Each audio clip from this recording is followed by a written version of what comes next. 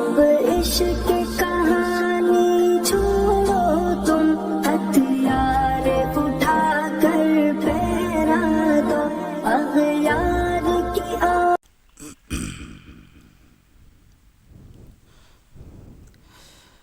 بسم اللہ الرحمن الرحیم نحمده ونصلي على رسوله الكريم اما بعد فاعوذ باللہ من الشیطان الرجیم بسم اللہ الرحمن الرحیم لن ينال الله لحومها ولا دماؤها ولكن يناله التقوى منكم كذلك سخرها لكم لتكبروا الله على ما هداكم وبشر المحسنين صدق الله العظيم قال النبي صلى الله عليه وسلم أربع إذا كن فيك فلا عليك ما فاتك من الدنيا حفظ أمانة وصدق حديث وحسن خليقة وعفة في طعمة او کما قال علیہ الصلوۃ والسلام۔ محترم دوستو، بزرگوں، دینی ایمانی بھائیوں، قرآن کریم کی آیت لن ینال اللہ لحومها ولا دماؤها ولكن يناله التقوى منكم، اللہ رب العزت نے ہم سب کو عید کا دن عطا فرمایا۔ عید الاضحیٰ ابراہیم علیہ السلام کی نمایاں اور بہترین قربانی کا عمل ہے، جس کو امت محمدیہ صلی اللہ علیہ وسلم کو عنایت فرمائی گئی۔ یہ قربانی کا عمل ہے، اس دن اللہ رب العزت کی طرف سے مہمانی ہے۔ اللہ نے اس آیت میں فرمایا لن ینال اللہ لحومها، نہ تمہارا گوشت، ولا دماؤها، نہ تمہارا خون، ولکن ینالہ التقوی منکم، نہ بکرے نہ جتنی چیزیں قربانی میں، جانور جو صحیح ہیں قربانی کے لیے، ان میں سے جو آپ جانور ذبح کرتے ہو، نہ گوشت نہ خون نہ کوئی اور چیز اللہ کو پہنچتی ہے۔ لن ینال اللہ کے یہاں کیا پہنچتا ہے؟ وَلَكِنْ يَنَالُهُ التَّقْوَى مِنْكُمْ، اللہ کے یہاں تو تمہارے دل کی صفائی، ہمارے دل کی جو اچھائیاں ہیں، تقوی ہیں، پرہیزگاری ہیں، اللہ کو بس یہ پہنچتا ہے۔ اللہ کے یہاں یہ نہیں دیکھا جاوے گا کہ کس نے کتنا مہنگا اور کتنا اچھا اور کس کے لیے خریدا۔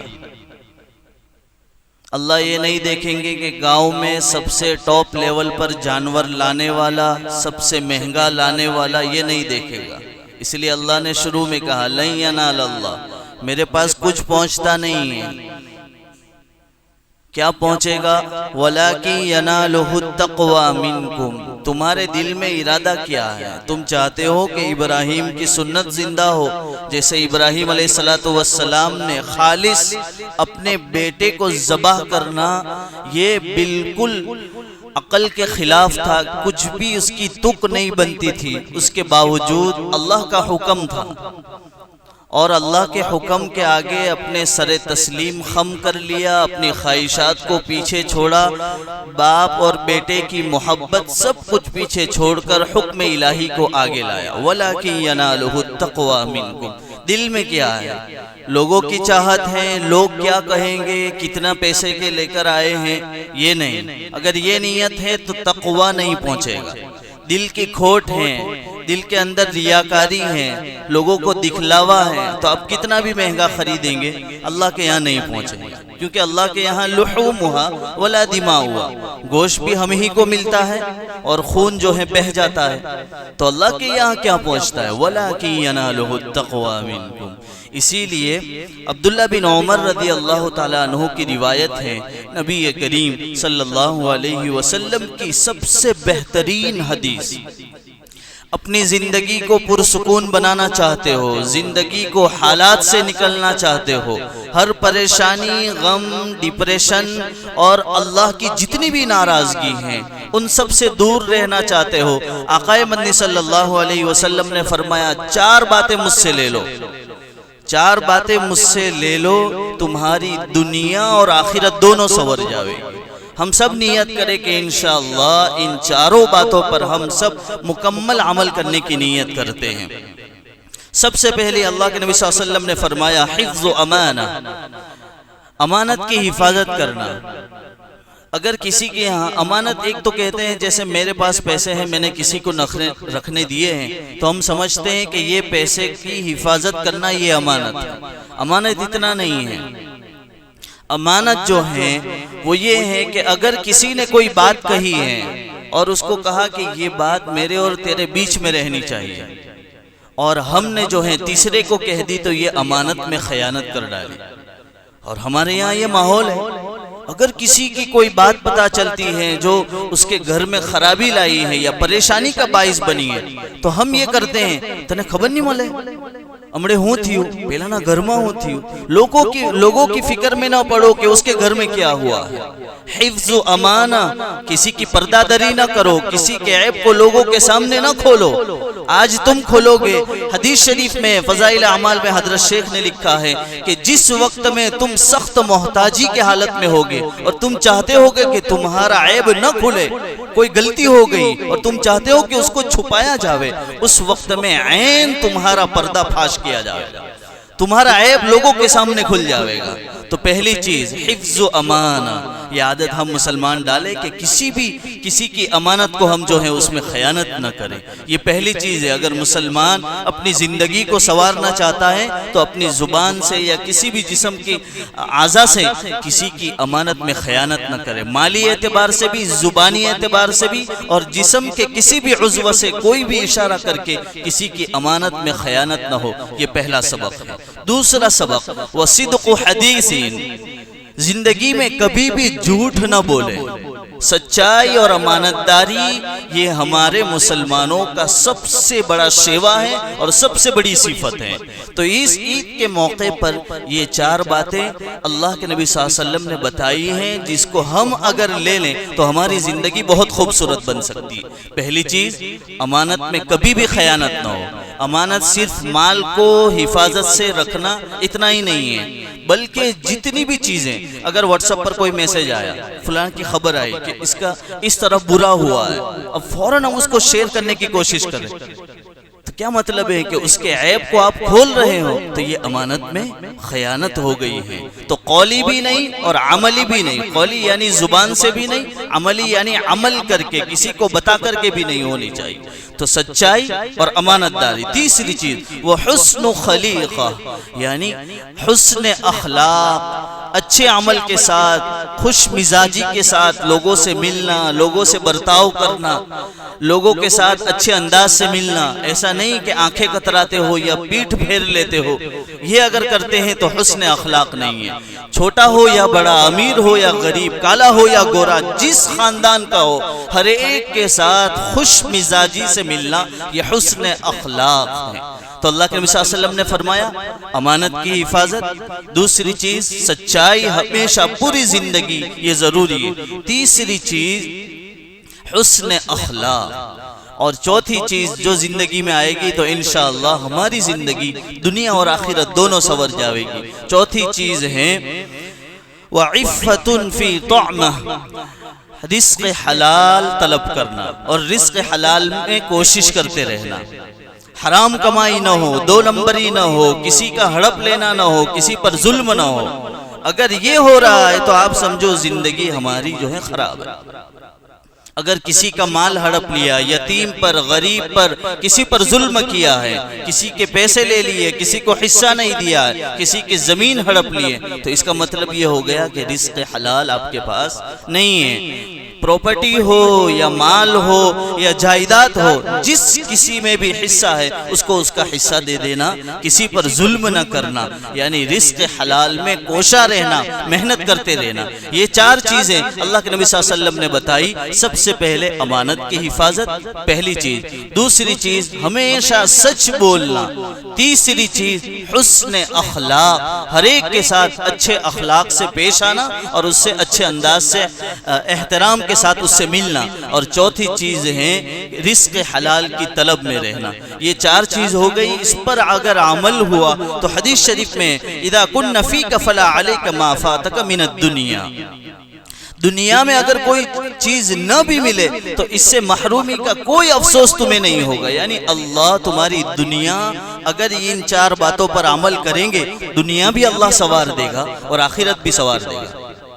फारसी दोम में गुलिस्ता पढ़ाई जाती है, उसके अंदर हजरत शेख सादी नव्वरल्लाहु मरकदहू ने लिखा है, एक उसूल याद रखना, अगर हम किसी की बुराई किसी के सामने करते हैं, क्योंकि ये दुनिया जो है ना, ये हमारे जैसा हम करते हैं वैसा ही रिटर्न हमें मिलता है अक्सर और बेशतर।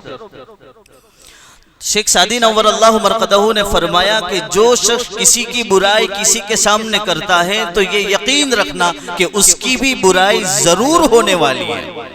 यानी किसी की बुराई अगर मैं कर रहा हूं तो ये बात याद रखो, मेरे पीठ पीछे मेरी बुराई जरूर होगी। इसलिए जो है अपनी जुबान की हिफाजत करें। ये चार बातें हो गई। उसके बाद एक बेहतरीन अमल मौलाना पीर जुल्फिकार साहब नव्वरल्लाहु मरकदहू ने अदम अल्लाहु फ़िज़हुम अलैना बेहतरीन बताया।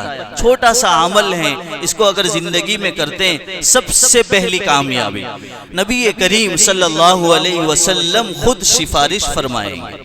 बेहतरीन अमल है, खुद नबी अगर हमारी सिफारिश कर ले जन्नत में दाखिले के लिए तो इससे बेहतर क्या अमल हो सकता है। और दूसरी चीज, दुनिया और आखिरत की तमाम तर भलाइयाँ नसीब होगी।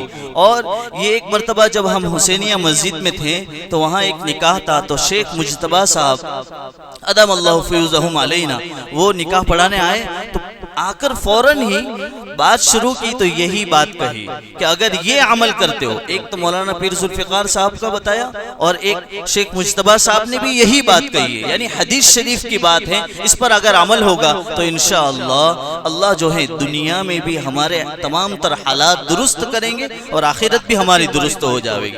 हजरत मुंजिर रदी अल्लाह ताला अन्हु से रिवायत है, तबरानी में ये हदीस है, 3 मरतबा फजर के बाद जो शख्स ये कलिमात पढ़ेगा अल्लाह उसकी दुनिया और आखिरत दोनों संवारेंगे। मतलब भी बताता हूँ मैं आपके सामने, इसलिए जोर से अब पढ़ना भी शुरू किया है। रज़ीतु बिल्लाहि रब्बा, रज़ीतु बिल्लाहि रब्बा व बिल इस्लामी दीना व बि मुहम्मदिन सल्लल्लाहु अलैहि वसल्लम नबिया। आपको इसका एक पॉइंट बताता हूँ, रज़ीतु बिल्लाहि रब्बा, या अल्लाह तुम उससे राजी हो जा। यानी खबर में सबसे पहला सवाल क्या होने वाला है, मर रब्बुका, तुम्हारा रब कौन है। जब अल्लाह राजी हो गया तो रज़ीतु बिल्लाहि रब्बा, ये पहली चीज खबर में पहला सवाल और उसका ये जवाब है, रज़ीतु बिल्लाहि रब्बा व बिल इस्लामी दीना, मा दीनुका, तुम्हारा दीन क्या है। तो अगर हम पढ़ते होंगे, हमारा अमल होगा, वह बिल इस्लामी दीना, और दीन इस्लाम को मेरे लिए हमेशा बाकी रख, यानी इस पर ही मैं कायम रहूं, इस्लाम से मुंह न मोड़ लूं। इसलिए ये दुआ पढ़ती रहनी है, रज़ीतु बिल्लाहि रब्बा पहली चीज, वह बिल इस्लामी दीना खबर का दूसरा सवाल, वह बि मुहम्मदिन सल्लल्लाहु अलैहि वसल्लम नबिया, मन नबियुका, तुम्हारा नबी कौन है। ये 3 सवाल ही पूछे जाएंगे। पूरी जिंदगी का खुलासा पेपर आउट कर दिया है, 3 सवाल और उसको पूरी जिंदगी अमल करते रहो। ये दुआ पढ़ते रहेंगे। शेख मुजतबा साहब ने भी बताया, हदीस शरीफ में भी है, और मौलाना पीर जुल्फिकार साहब ने भी बताया, अल्लाह के नबी सल्लल्लाहु अलैहि वसल्लम जो शख्स फजर के बाद 3 मरतबा ये दुरूद पढ़ता रहेगा, ये कलिमात पढ़ते रहेंगे, अल्लाह के नबी खुद हाथ पकड़कर उसको जन्नत में दाखिल फरमा देंगे। कितनी बड़ी चीज है। अगर मुझे यहाँ हालात में मैं घेर जाऊं तो मैं क्या कहूंगा, कोई है जो मुझे बचावे, और इनमें से जो सबसे बड़ा लीडर हो वो हाथ पकड़ ले, मौलवी साहब तबूने कोई छेड़े है नहीं, कोई नुकसान नहीं करेगा, मैं जिम्मेदारी लेता हूं। तो आप खुद बताओ, कोई उसके बाद गांव में मुझे हाथ लगावेगा? وہ تو امام الانبیاء ہے، وہ جب ہاتھ پکڑ لے تو جنت میں داخل ہونے سے کوئی روک ہی نہیں سکتا. تو اتنا بہترین عمل ہے. رضیت باللہ ربا وبالاسلام دینا وبمحمد صلی اللہ علیہ وسلم نبیا. یہ دو چیزیں تھی. چار چیزوں کو اپنی زندگی میں اپنا لے. امانت کی حفاظت، ہمیشہ سچ بولے، اور جو ہیں رزق حلال کی طلب میں رہیں، اور حسن اخلاق پیدا کریں. یہ چار چیز زندگی میں ہوگی، دنیا اور آخرت دونوں سوار دیں گے. اور یہ عمل فجر کے بعد 3 مرتبہ کرتے رہیں. رضیت باللہ ربا وبالاسلام دینا وبمحمد صلی اللہ علیہ وسلم نبیا. اللہ دنیا اور آخرت دونوں سواریں گے، اور آخرت میں نبی پاک صلی اللہ علیہ وسلم کی سفارش ہمیں نصیب ہوگی، اور خود نبی اپنے ہاتھوں سے ہمیں جنت میں داخل فرمائیں گے. یہ عید کا پیغام تھا، اس کو تحفہ سمجھیں. مولانا طارق جمیل صاحب نے بھی یہی کہا تھا کہ عید کا تحفہ ہے، میں نے آپ کو پہنچا دیا. یہ آپ کی عیدی اور میری بھی عیدی ہے. ہم اگر زندگی میں اس پر عمل کریں گے انشاءاللہ دنیا آخرت دونوں سنور جائے گی. مولانا وسیم شاہ دھرم پوری کی آفیشیل چینل کو سبسکرائب کریں اور بیل آئیکن دبائیں.